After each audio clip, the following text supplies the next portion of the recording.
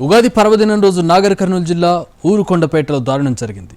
గుడికి మొక్కులు తీర్చుకునేందుకు వచ్చిన యువతిపై కామాంధులు అత్యాచారానికి పాల్పడ్డారు. అడ్డుకున్న ఆమె బంధువుపైన దాడి చేసి మరీ అఘాయిత్యాన్ని చేశారు.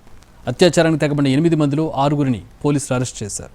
ఎన్ని చట్టాలు వచ్చినా, పోలీసులు ఎన్ని చర్యలు తీసుకుంటున్నా మహిళలపై అత్యాచారాలు ఆగడం లేదు.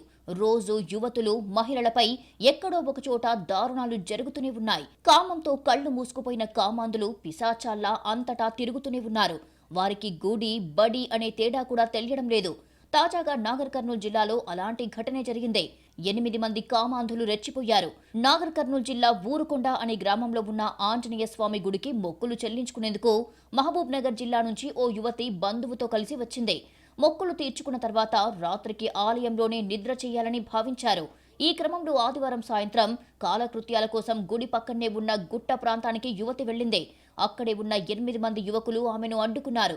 యువతి గట్టిగా కేకలు వేయడంతో వెంట వచ్చిన బంధువు అక్కడికి చేరుకున్నాడు. 8 మంది దుండగులు అతనిపై ఒక్కసారిగా దాడి చేశారు. కాళ్లు, చేతులు కట్టేసి దాడికి పాల్పడ్డారు.